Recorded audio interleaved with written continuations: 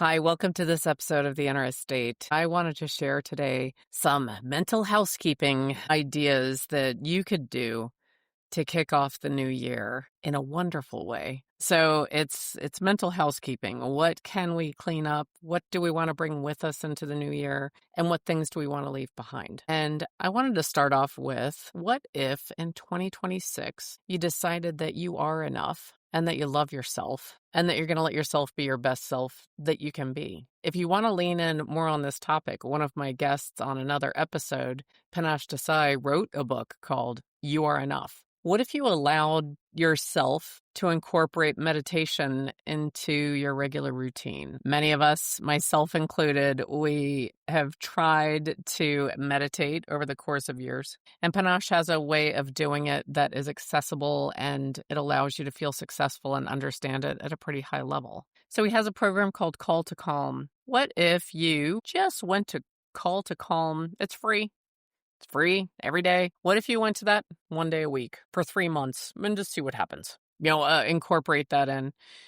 His messages are ones of, for you to be able to love others, you must love yourself first. And why not love yourself first? As I say to people, you are your own best friend. You will spend more time with yourself than any other human in your existence. So why not make your own self one of your best friends? So I would encourage you to consider that as some mental housekeeping for 2026. Accepting yourself, you are enough, right where you are, with all the things that you haven't done, with the pile of mail you haven't gone through yet, with the 5 pounds you want to lose, whatever it is, that you may be thinking about yourself. You're enough. You're the best you there is. And just decide that 2026 is going to be the year where you just revel in it every day, that you are the youest you know. Another thing to consider in terms of what to bring with you into 2026 and what you may want to consider leaving behind. What if you carried and leaned into your strengths and acknowledged that your strengths are what make you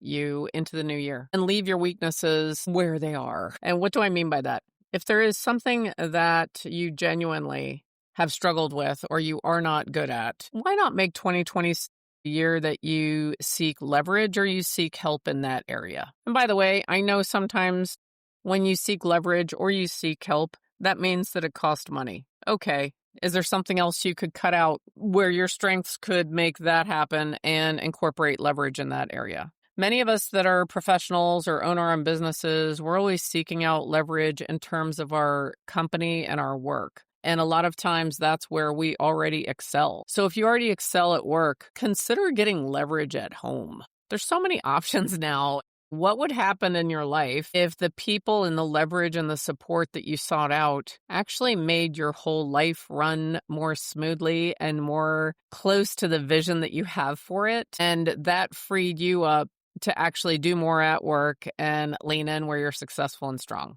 Something to consider. It could be a game changer. So I would really consider that, shifting your focus from leverage at work to leverage in your personal life or at home. And another thing that I want to bring up is 2026. Could this be the year where you take care of yourself at a higher level? And that's going to be different things for different people. And does it have to be 100% the first day? No. If you currently have either physically or mentally or spiritually, one of the main areas of relationships, if there's an area in your life that you're dissatisfied with, what's one small change that you could make in your self-perception, in your self-confidence, your actual putting yourselves in a situation where things could happen? How about in 2026, you allow yourself to be in the time, space, and place where things that you want to happen have a greater chance of happening? I know that's a little bit esoteric, but I believe you know what I mean. And in terms of taking care of ourselves, could you sleep more? By the way, there's a few out there like, could you sleep less? Could you wake up at a different hour and actually change a little bit of that routine? Could you employ some moderation in terms of either diet or consumption? Just think about it. I'm not saying it has to change 180 degrees overnight, although frankly, we could debate this all day. Sometimes that's more powerful. I know for me, when I decided to go carnivore, when I just did it that next day, cold turkey, that was the best thing for me. May not be the best for you. And if you're not ready to make a dramatic change in whatever area it is that you want to have a significant change, make a small one. Could you make a small one? I think that's a mental housekeeping item. If you just declare that 2026, you will take better care of the physical vessel that is your body, I think that that would make a big difference in your entire year, both personally and professionally. So I just wanted to share those few ideas. I hope you find them useful. And if you do, I'd love if you would share in the comments which one you're going to try and what impact it had for you. I want to share some punchy, impactful ways that you can make 2026 an incredible year. Number 1, decide now that you will go to at least 4 concerts next year. Figure out how to make it happen. Do they have to be $1,000 tickets at the Sphere? No. It could be a free concert on the lawn at a park near where you live. So I'm not saying that it has to be a huge extravaganza, but just know that you're going to go to at least 4 live musical events, 4 concerts next year. Number 2, declare that you're going to go to at least 1 theater production next year. Why not? How many people have not been to the theater in years? And by the way, even if you didn't like it the last time you went, give it a shot. Why not go again?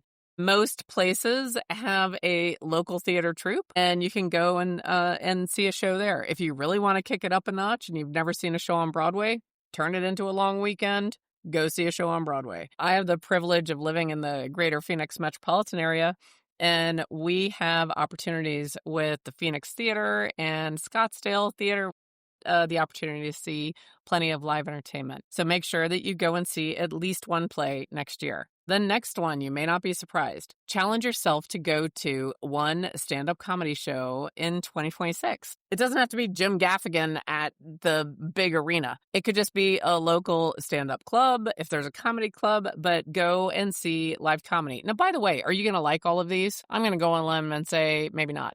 There might be some that are duds. There might be some that you love more than you realize, but I just like the idea of doing the exposure. And then 3 more, and these I think are going to challenge a lot of people. What would happen next year if you went to see 1 opera, 1 ballet, and 1 orchestra performance? I don't know, but I think it'd be fun. Because I'm a jazz lover, if you want an extra credit for 2026, go to a jazz club and see some live jazz. So I just wanted to share these ideas and making them measurable. Look at it. Let me know what you think. And if you take this challenge on, I would love for you to share with me what impact it had for you. Thank you so much. And I hope to see you again on the next episode of The Inner Estate.